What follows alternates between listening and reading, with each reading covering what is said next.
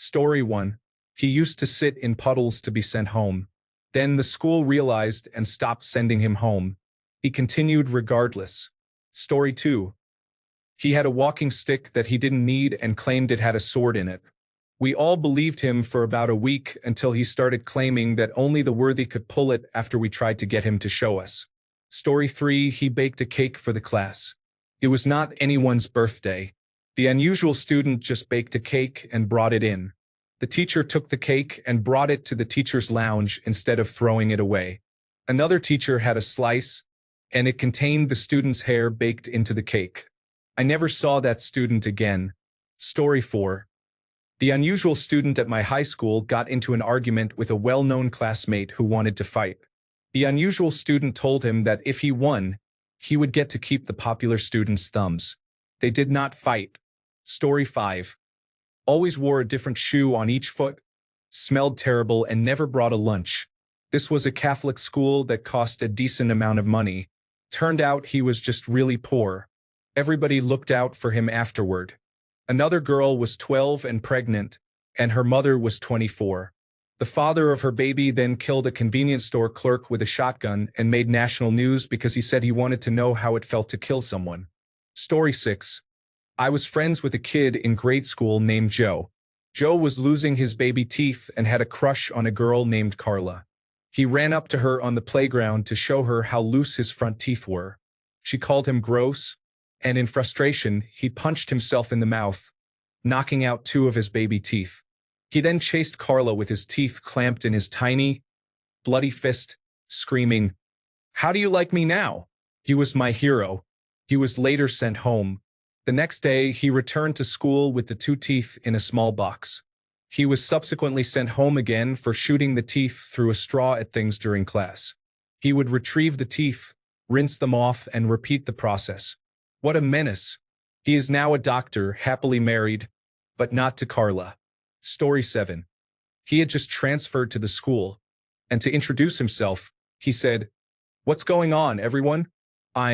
And I had an inappropriate relationship with my stepsister," thinking that would gain him popularity points. His stepsister switched schools again not long after because it was apparently true. Story 8. He used to eat milk-bone dog treats. He had a clip-on tail and was obsessed with tactical gear, backpacks, and flashlights. He is a janitor now. Story 9. I crawled around the room like a cat, meowing. I wore cat shirts or pants every day. I imagined the best outcome would be a furry, but I don't know. Story 10. I had a German foreign exchange student who dressed like Willy Wonka and carried around pies. For a while, I thought the only English he knew was, "Do you like pie?" He was unusual but always smiling, and the pies were good. Story 11. He was into anime when it was often seen as something for outsiders. He always wore a Sailor Moon shirt. During a middle school dance, the last song of the night was "My Heart Will Go On," which I believe was his favorite. He started slow dancing with his arms around an imaginary partner. I hope he has had a good life. Story 12. She had neurodivergence issues. A group of other girls had a bulletin board outside the classroom where they gathered and posted notes and crude drawings mocking how others, including her, dressed and acted. It was similar to bullying on social media but occurred before its invention. The school ignored this behavior until one day she used a lighter to set the board on fire. Suddenly, the school took notice and she was expelled. Story 13. We had a student who would march up and down the halls, yelling military marching cadences. He would have his iPod in, and apparently all that was on it were marching cadences. He also never interacted with anyone. Every day, all day, before class he was marching. Going from class to class he was marching. After school to the bus he was marching. All while yelling those cadences. Not saying or singing them, just yelling. We were all convinced he was going to harm the school. Story 14. A boy ate a lunchbox of ground coffee every day for lunch. No drink, just the powder. This was at 9 years old. I still sometimes wonder if he survived childhood. Story 15. It was high school. He was a nerd, but not the entertaining kind. He wrote a movie and carried the script around the school to show to teachers. He wrote his own autobiography in the third person, referring to himself as an artist. His mother was selecting guests for his birthday, and in high school, parties often involved alcohol and romantic encounters. Nobody attended his birthday. He is now a successful, award-winning historical author. Story 16, he got the nickname the Math Turbator from one of the class clowns, so you can probably guess what he did. Story 17, Dale wore only black t-shirts and camo pants every day. He had large eyes and was small even for a fifth grader. At our annual required school play, he chose to play the kid who gets hypothermia in front of the entire school. He stumbled all over the stage, stripping off his clothes because he was so hot, and the teachers couldn't catch him. He fell off the stage into the kindergartners with his pants around his ankles when he finally dramatically died. Legend. Story 18. This student was a member of the National Honor Society, never studied for anything, and completed homework accurately within minutes of class starting. He never had to work for grades. He was exceptionally smart and gifted. He was often under the influence. I don't just mean from smoking. It may not be the typical interpretation of weird, but it was still unusual. Story 19. He taxidermied his childhood cat, which, as far as we knew, died of old age and natural causes, and then brought it to school to show the teacher he liked. High school. Story 20. She sat in a bush and growled at people who walked by. We called her Bush Girl or the Bush Monster when she was growling. Arizona, never change. Story 21. We had although I never saw it, the story was that he was dared to eat a frog's eye in biology class, which was full of formaldehyde. We all believed it at the time, but I'm not so sure anymore. Story 22. He injected his spit into his arm. It's odd, but at the time he was just known for being a reckless person. As an adult, looking back, it's sad that he was constantly doing things for attention, likely due to a troubled home life. Story 23. I was a theater kid who wore a bowler hat every day for a year. I dressed and styled my hair like an emo kid, but I would get very angry if you called me an emo kid because I hated that music. It was me. I was the weird kid. Story 24. He made his own chainmail and wore it to school often. When he first wore it, anyone who was even remotely artistic, crafty, or interested in fantasy or gaming gave him attention that he normally never got. He continued to wear it all the time, but the positive. Story 25. Not my school, but the school where I currently work. She eats cocktail shrimp the way you peel string cheese. I don't understand how she does it. The first time it happened, we all stood there in silence. She has done this at multiple potlucks for the club I oversee. It's a potluck, and she brings the shrimp herself. She's a freshman. Story 26. We had a foreign exchange student who was rather awkward, and a kind girl bought him a blue Powerade when he forgot his wallet one day. A week later, he returned the bottle to her full. We didn't see him anymore. Story 27. Called in 14 bomb threats in a row because he wanted to hang out with his girlfriend. I even got to meet the FBI. Story 28. The boy was different from others. He was quiet and rarely spoke to anyone. He always carried a large duffel bag, and when he set it down on the floor by his desk, he kept a foot on it at all times. Rumors circulated about what was in that bag, but nothing ever came of it. One time, someone tried to take his bag, and he reacted violently, screaming and hitting his desk. His voice became deep and growling instead of raised in anger. The boy turned purple in the face before he finally calmed down. It was clear this was not typical anger from a child who had been teased. Something was seriously wrong. After we graduated, I forgot about him until I read a news article one day. He had murdered his father and stepmother. During the attack, his father managed to shoot him but then died from his injuries. In total, there were 3 deaths. The boy spent time in mental hospitals periodically. This made me reflect on that outburst and remember how I sensed something was off even back then. Story 29. We had a child who would hiss at people if they got too close to him. He would randomly meow during class as well. I think he was just really into cats, but it definitely made him stand out. Story 30. I attended a special education school that welcomed children with various challenges. from mild dyslexia to severe mental illness. Overall, it was a positive experience with small classes, attentive teachers, and regular kids being kids despite our different needs. But there was one classmate I'll never forget. He appeared in our grade suddenly one day and immediately stood out with his unique behavior. Some of his memorable antics included sitting completely upside down in his chair during class, which the teacher oddly never addressed, creating elaborate artwork using correction fluid on the principal's window in full view of the entire school during recess. He only stayed at our school briefly. Years later, I was surprised to spot him on television. He was getting a haircut and having a rather strange conversation with the barber. Looking back, I wonder what became of him. Story 31. She used to have long hair. One day, she decided to get a pixie cut. Nothing too unusual so far. What made it strange, however, was that before cutting her hair, she had braided it into a thick, neat braid and brought it to school. That day, she tucked the braid under her beanie and went around to every teacher and acquaintance, asking them to pull her hair. Those who complied were met with a surprising twist. They ended up holding the braid in their hand while she burst out laughing loudly. Story 32. Ripping braces off in the hallway before classes started. He headbutted the biggest bully without hesitation when the bully tried to make fun of him. He ended up becoming really popular.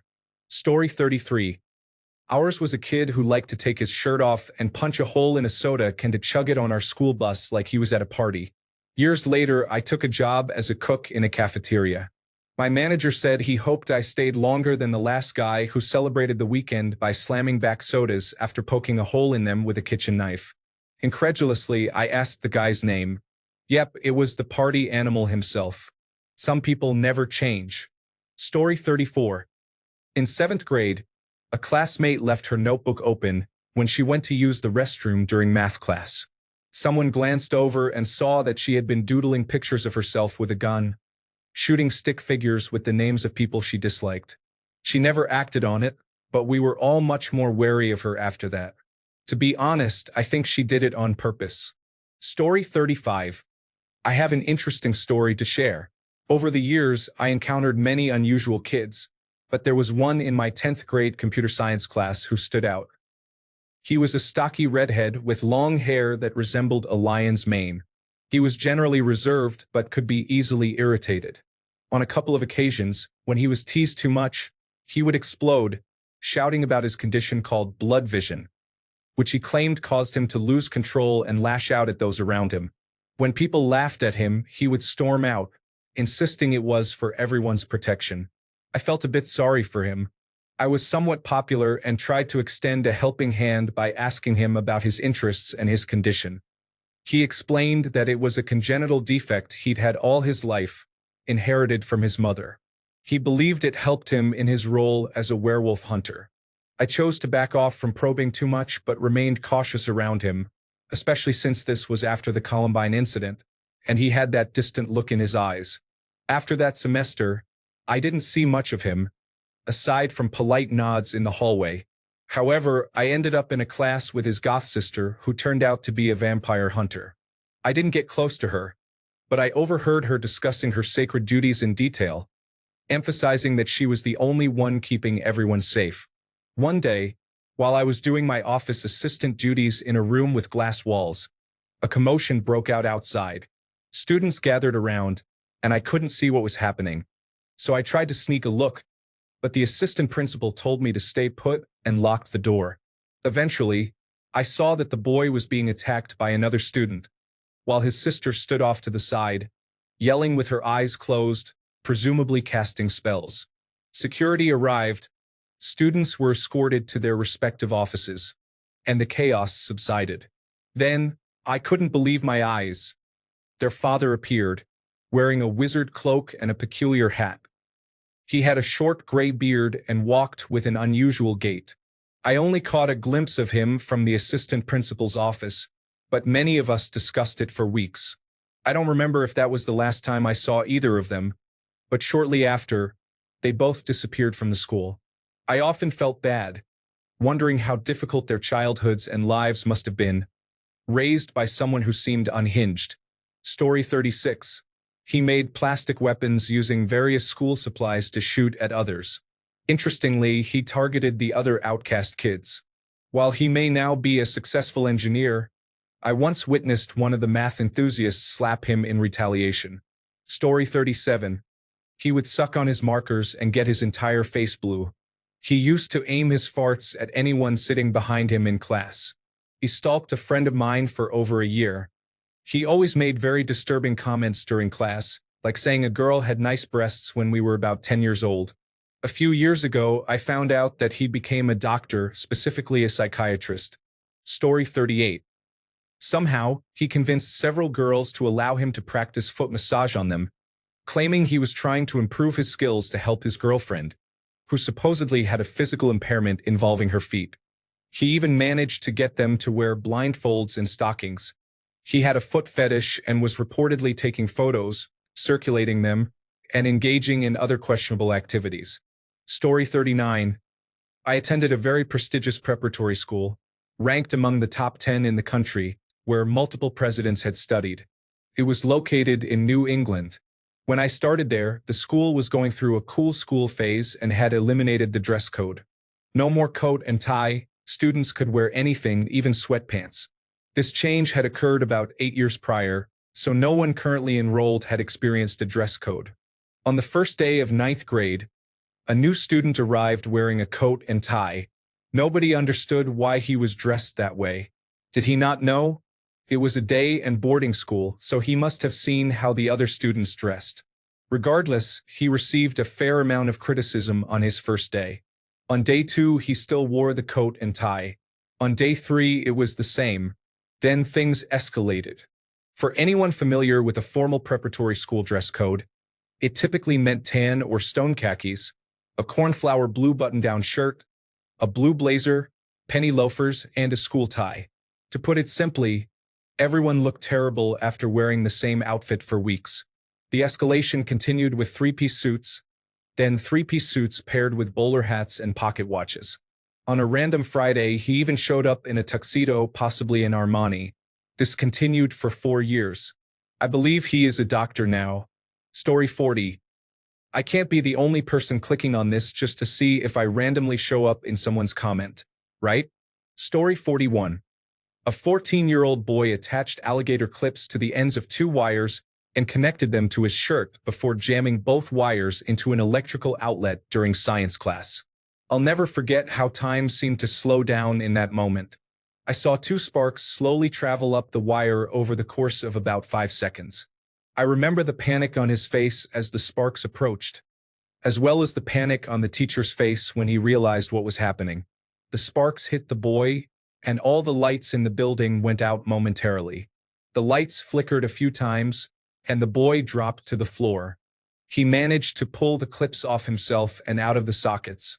He then stood up and looked at the teacher, terrified, mainly because he thought he was going to get in trouble.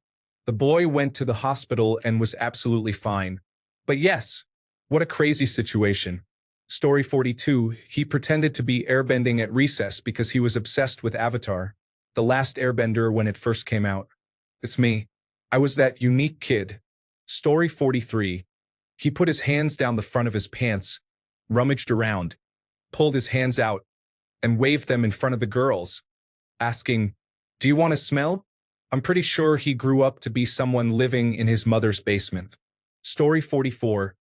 He had his hair braided like Fieldy from Korn and started wearing a leather jacket that resembled the Fonz's jacket from Happy Days. Then he began wearing a Fonz shirt under the leather jacket and acting like the Fonz, giving thumbs up and having outbursts with a too cool for school attitude. But no one played along. Eventually, he started wearing a sock on his arm and calling it Mr. Socko during a time when WWE's Mankind was doing this regularly. But he hated wrestling and became irritated if anyone made that comment or connection. He was one of the richest kids in school, but you would only know if you drove him home or witnessed his random arrogance towards others. He once randomly invited me to see Metallica when I was 13. He got 2 tickets for his birthday and picked me out of the rocker/stoner kids he sometimes tried to declare himself the leader of. He was really trying hard for attention but had that rich kid's smug aura and an undeserved superiority complex. I bet growing up humbled him a lot. I tried to look him up a few years ago, but I had no luck. Story 45. The nickname he was given was Jesse Cumjar because he kept it under his bed, apparently, and contributed to it with all the enthusiasm and energy of the teenage boy he was. Story 46. My elementary school sometimes offered Bosco sticks for lunch. If you don't know what those are, they are cheap and highly processed breadsticks filled with mozzarella cheese. The cheese was very stringy. You could probably get a few feet of stretch if you really tried. One day, the odd kid pulled out the mozzarella and swallowed it almost whole. He hung on to the end and pulled it back out. I couldn't finish my lunch. I was so grossed out. Story 47. The kid was just a conceited little troublemaker, but also considered weird. I used to think people picked on him for being nerdy, but he brought a lot of it on himself. For example, if someone gave the wrong answer to a question in class, he would call them stupid out loud and be quite disrespectful. When someone did not tolerate his behavior, he would run to the principal and claim he was being bullied when, in reality, it was just people not putting up with him. This was in high school as well. Story 48. He wore a Naruto headband all the time. He did the peculiar run and used phrases from the show. Story 49. Pepsi boy. The kid came to high school and wore a Pepsi t-shirt every single day from 9th grade to graduation. The interesting thing was he wasn't poor, he just really liked the Pepsi shirt. Story 50. I had ringworm for a long time.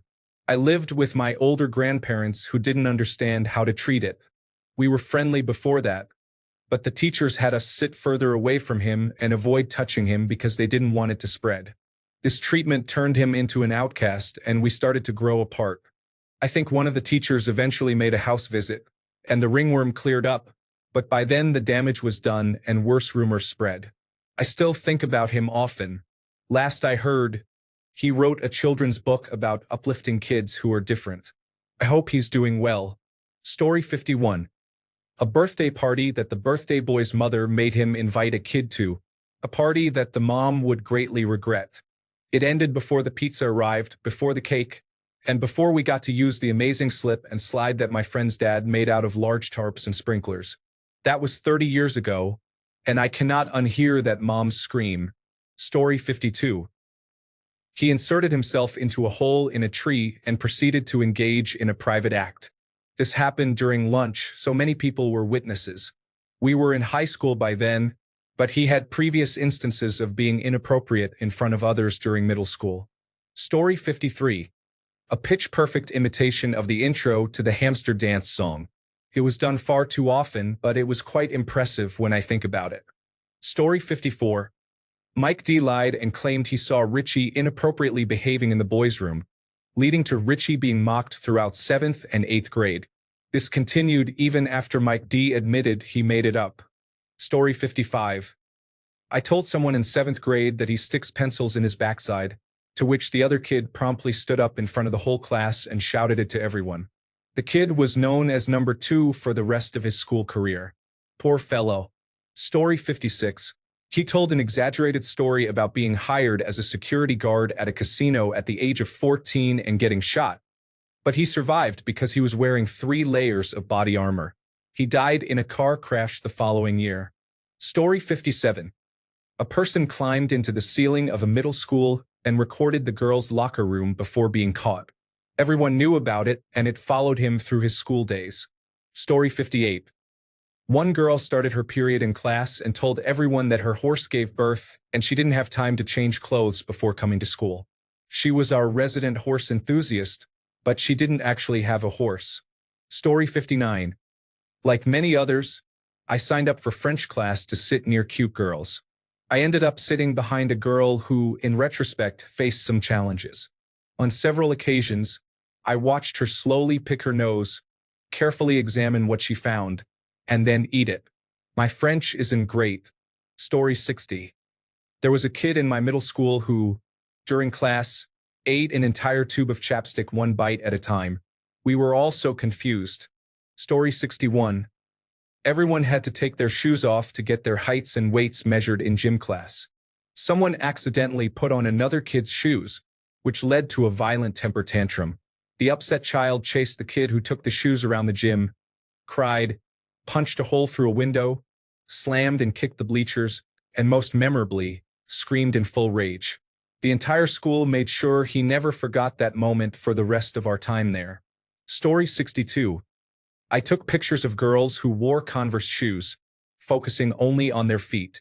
One day, someone saw my photo album on my phone and found it filled with random pictures of girls' shoes and feet. I wore Converse one day in the library, and while sitting next to me, he was caught looking at my feet inappropriately.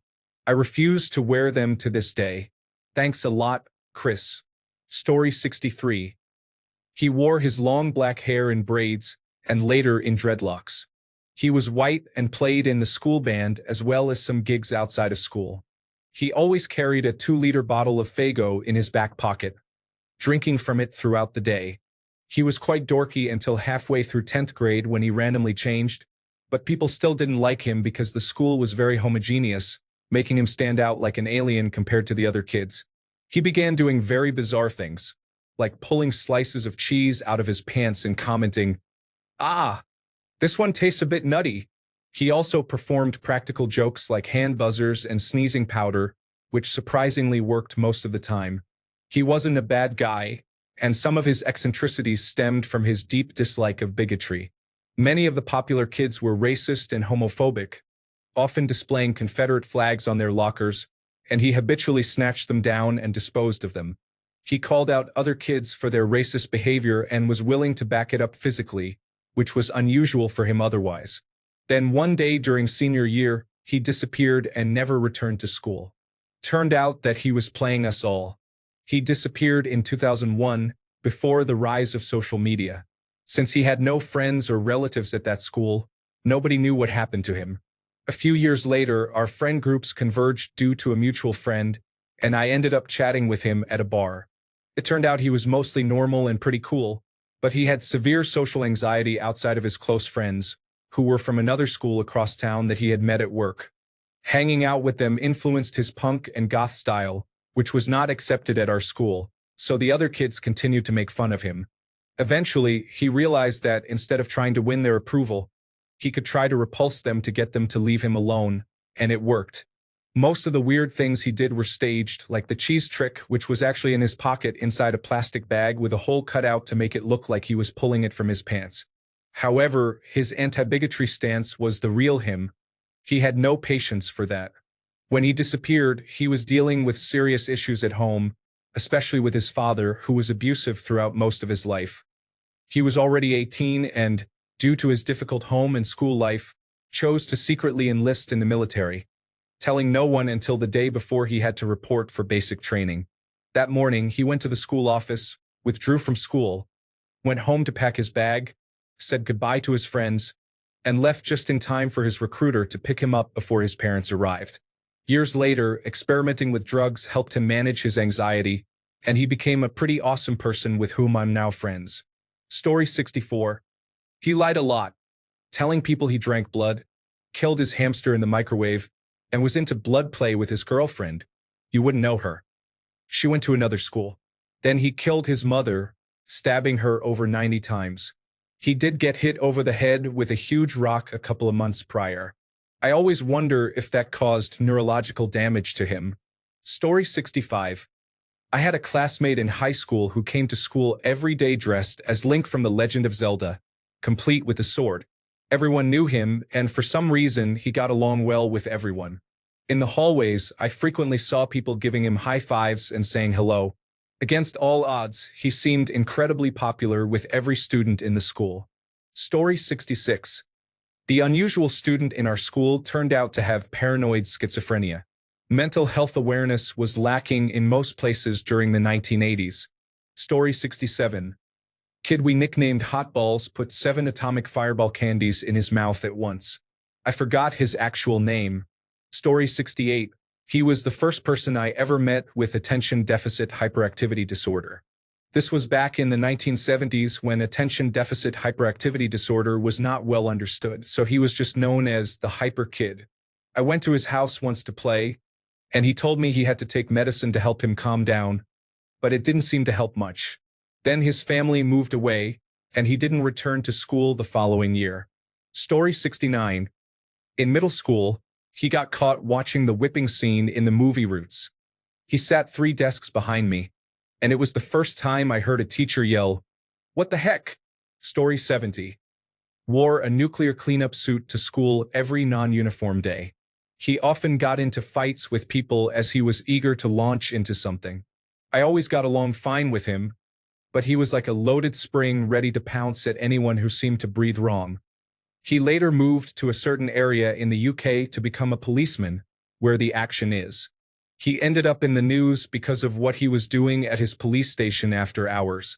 Then he left the police, and for some years, I would often see him on national news in a dark suit in the background when world leaders were visiting London.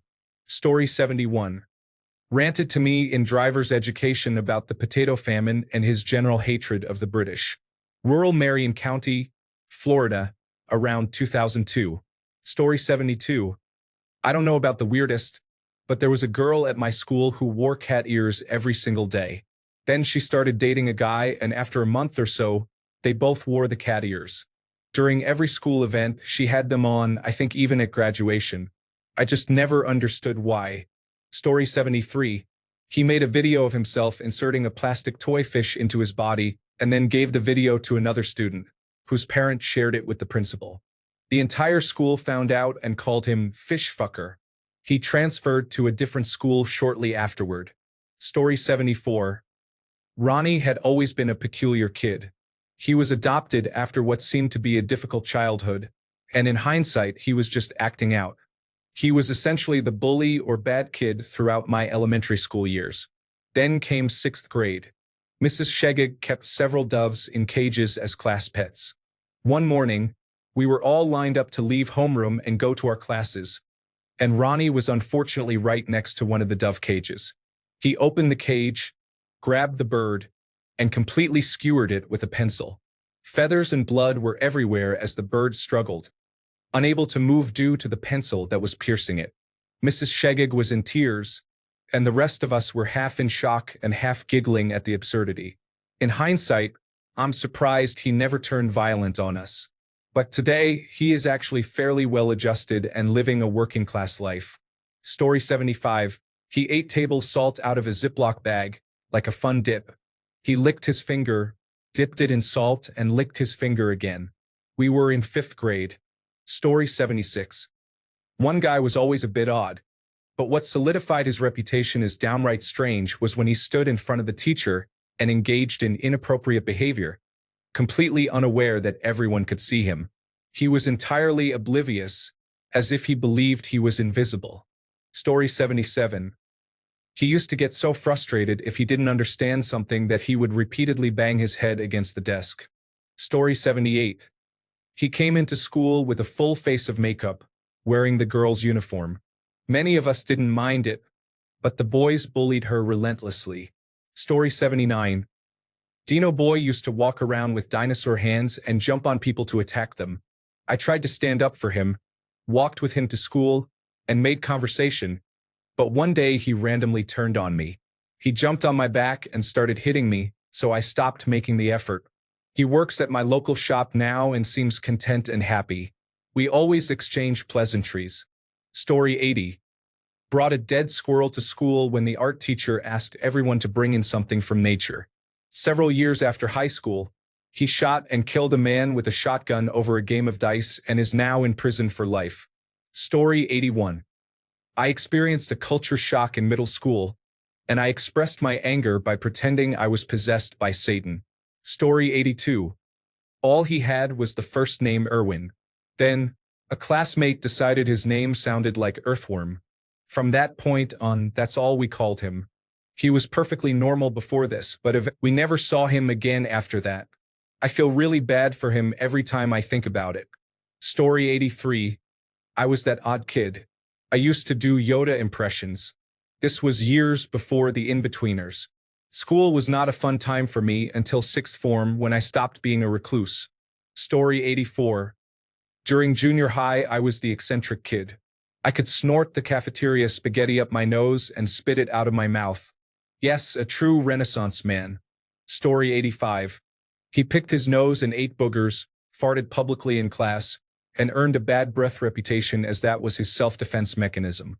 One day, several years ago, his Facebook profile appeared on my suggested friends list, and I was surprised at how far that strange Irish kid had come. Story 86. There was a kid at my school who used to carry around a full-size bed pillow to sit on in class. It was filthy, and he must have slept on it at night, as it had a yellowish-orange color that almost looked like a massive pastry. He left it in English class, and when the next class was about to start, he came in about 10 minutes into the lesson, burst through the door without knocking, and frantically searched for the pillow. He walked around, throwing people's bags around, repeatedly asking, "Where's my pillow?" like a scatterbrained mother looking for her cigarettes. He eventually found it and dragged it out from wherever someone had hidden it, cuddling it like a teddy bear while appearing to hyperventilate. This poor kid, despite the pillow incident, was completely normal otherwise. Unfortunately, he wasn't allowed to forget about it for a while. Story 87. He didn't wear a belt. Ever. His whole backside was exposed on the playground, and he just kept going as if it was nothing. Story 88. He was bullied by everyone, including the teachers, every day. No matter what he did, he faced bullying. He was often hit by his mother, and neighbors could hear him scream and cry from blocks away. He came home every day covered in bruises. Tragically, he took his own life when he was about 10 years old. Rest in peace. Story 89. He got caught engaging in inappropriate behavior with the couch in the drama room. Before anyone asks, no, I did not attend high school with J.D. Vance. Story 90. Once more, I meticulously examine one of these threads, and to my immense relief, I find that I am not mentioned. I remain extremely normal. Story 91. This thread reminds me of a student I once had, so I figured I would share this classic experience. It's not uncommon as a teacher to encounter students who are a bit behind in certain areas, but 99.99999% of the time, they have a passion for something. They might not understand how to identify a noun or what a theme is, but they somehow know how to make a great plate of nachos. You learn quickly not to judge fish by their tree-climbing ability. I thought this was the norm until I met Kevin. Kevin isn't his real name, but that doesn't matter because he wouldn't spell it correctly anyway. He was a student in my last year of teaching who came to my classroom with very little academic background. He had moved several times and, as a result, was missing many typical test scores that we use to estimate student ability. Don't worry, we didn't make a significant assessment without having the opportunity to talk and work with a student first. I thought, that's fine. I'll do some one-on-one time with Kevin and see what's going on. Meeting one-on-one with Kevin was like conversing with someone who'd forgotten everything due to an impossible case of amnesia. There was no evidence he had learned anything past the second grade, and here he was in 9th grade. Astonished, I realized we needed to take this more seriously. If he was going to be in my class, I needed to understand why and how. I decided to meet with him, his guidance counselor, his parents, and another teacher to uncover what was happening. This is where things became clear. By some incredible fluke, his family hadn't been affected by hardship years ago. The odds seemed to indicate that his entire background was based on blind luck and some form of divine intervention that saved his family whenever a threat arose. Kevin was the result of this unique situation. Even my instructional lead, a person who could find a redeeming quality in anyone, failed to see any reason this student or his family should still be here. Here is a list of events that underscored this situation. Kevin frequently forgot when and where class was. On several occasions, I had to retrieve him from other classrooms. Kevin ate an entire pack of crayons, vomited, and then did it again the next day. I still have no idea where he got the crayons. Kevin's father wrote tuition checks and mailed them to me, his English teacher, although we were in a public school. When I returned the voided checks to Kevin to give to his father, he got in trouble for attempting to spend them at a convenience store after school.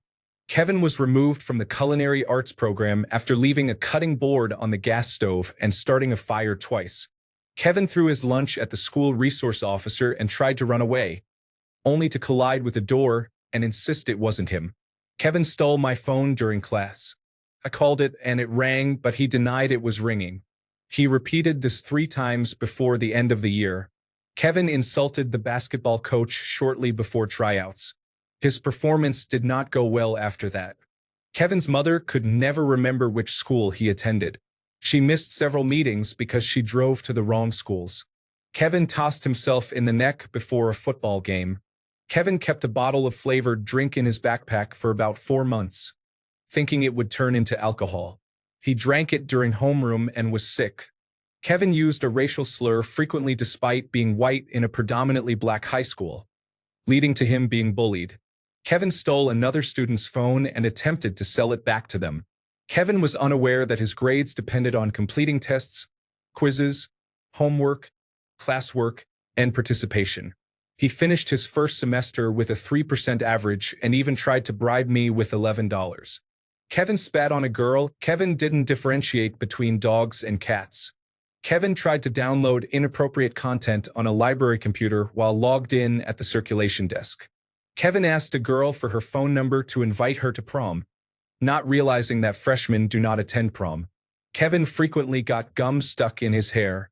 Kevin regularly attempted to cheat on assignments by knocking over the pile of papers and grabbing one before I could collect them all, then writing his name wherever there was space.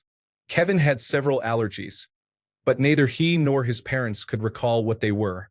They were concerned that a holiday party would include peanuts. When they finally got a doctor's note, it turned out he was allergic to amoxicillin. Kevin and his parents took a trip and forgot all their luggage at home. I didn't believe him until I spoke to his mother, who confirmed it during our bi-weekly meeting. Kevin's grandfather apparently died in an unusual accident, leaving me to wonder about the circumstances that led to such an unfortunate event. Thanks a bunch for sticking around till the end of the video. Remember to subscribe, and until next time, stay awesome and goodbye.